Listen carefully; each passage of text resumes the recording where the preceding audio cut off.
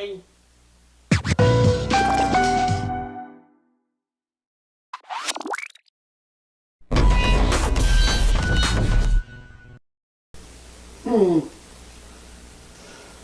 How could I make these games even harder to play?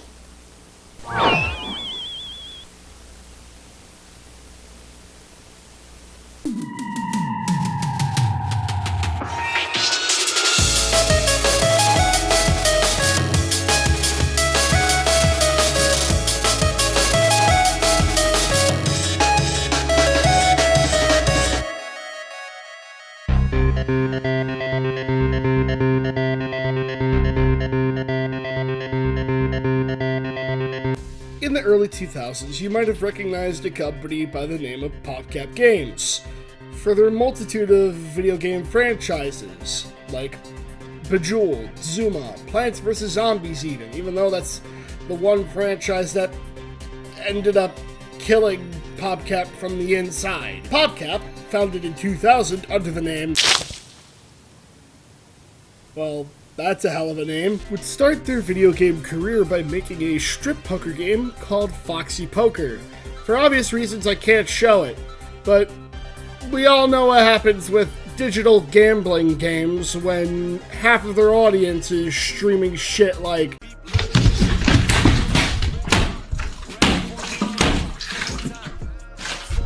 They then realized that this gambling game wasn't really doing too well for them financially, so they decided to change up their business decisions and become PopCap Games, releasing their first hit, Bejeweled,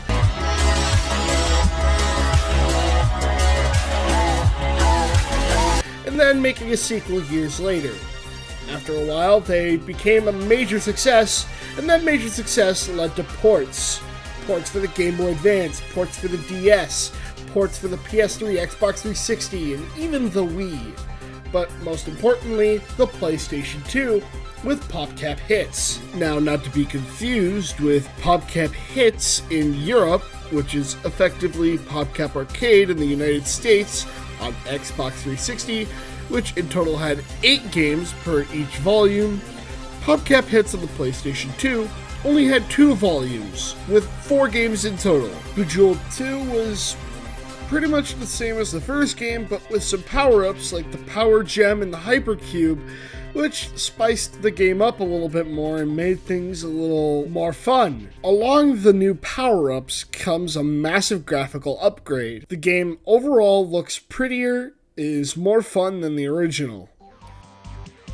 Astro Pop Deluxe is actually kind of a unique title that I haven't seen from PopCap before, but it's surprisingly still available on Steam if you want to take a look at it. It's essentially, you grab a brick, and you grab a few more, and then you smash them onto other bricks of the same color to get a massive combo, or at least attempt to.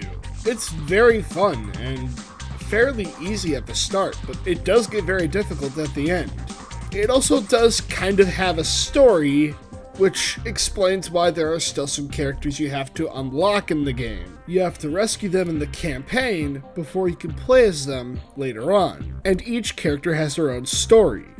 Good for replayability. Along the way, you'll get power-ups that'll make your game just slightly easier and get you further from getting a game over. Though be warned, these power-ups are also on a time limit, so use them whenever you see them, otherwise they'll be as good as gone the next minute. And try to strategically match your blocks, otherwise, once they hit the bottom of the screen, a new high score. Jesus Christ, I thought this was an E for Everyone game. But overall, Astro Pop's a unique title that I haven't really seen from PopCap before. Like I said before, it's available on Steam if you want to check it out. Zuma I've already referenced in the past, but I guess I could go a little in depth about it. Basically, you're this frog shooting colored orbs, and you have to match 3 or more in a row, and try not to reach the skull. However, it's a little more difficult with the PlayStation 2 DualShocks. It's a lot easier on a computer than it is on a controller, with a weird feeling joystick. You traverse through levels and try to find the hidden secrets within Zuma, whatever that's supposed to mean.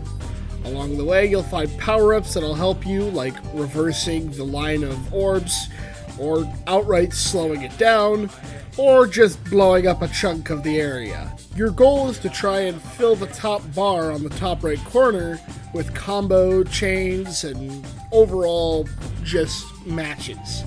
Once you do that, the chain stops and you can clean up the rest from there. But later on, the game amps up the difficulty by doubling the skulls in some levels, or just taking the entire chain of orbs and bringing them closer to that skull at the start of each level. There's not much else I can really say about the game other than it's fun, it's challenging, but I would rather be playing it on computer.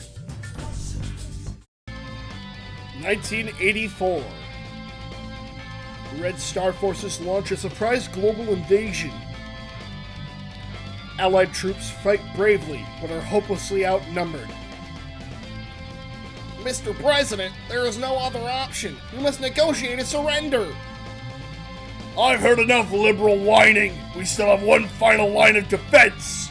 This is freedom's last stand. Send in atomic tank!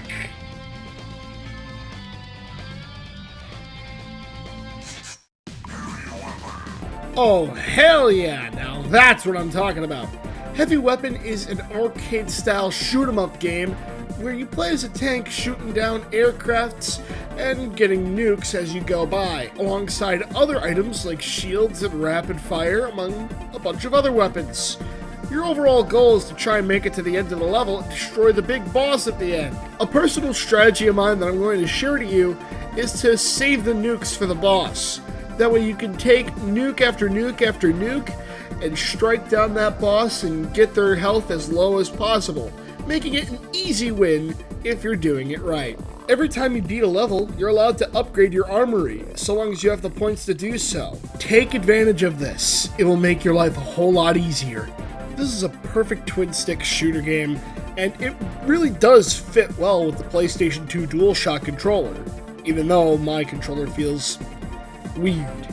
Like, ugh. Otherwise, it's a perfect game. If you get it on PC, I highly recommend it.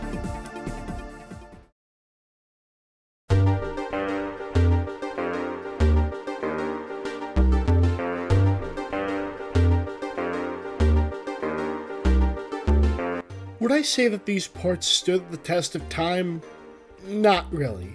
Especially seeing as these games have gotten on better consoles with better controllers and improved performance. It was good for those who had a PS2, but for those who bought it on PC, just keep playing on PC. I think personally, if it's your niche, then go for it. We give PopCap Hits Volume 1 for PlayStation 2 a 2.5 out of 5.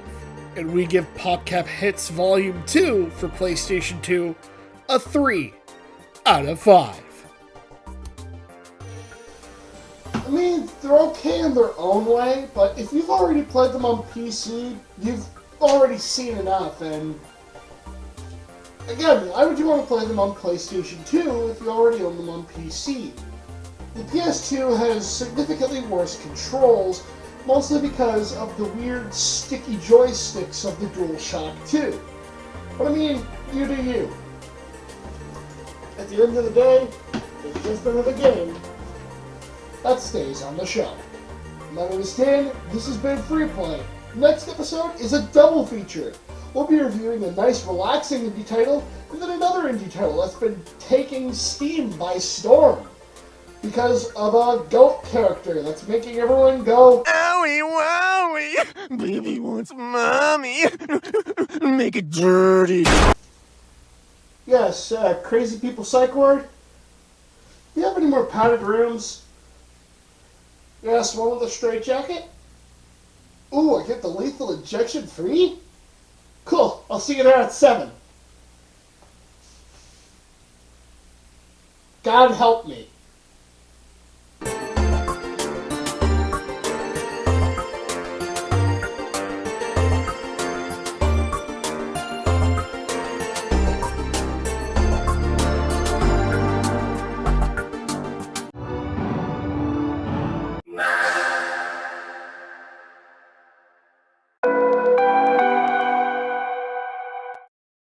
Because G4 isn't just for watching, it's for wearing. Check out the swag shop in the description. You won't regret it.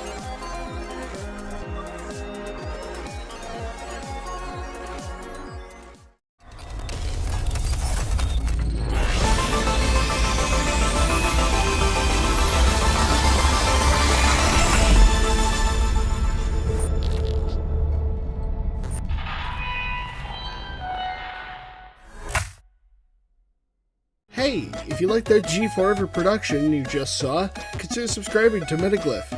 For the price of a small bag of catnip, you can get exclusive shells that are on the way soon, like Ultra Postal 4, alongside exclusive early access to our new episodes. Help support the things we do best today. Subscribe. See you there.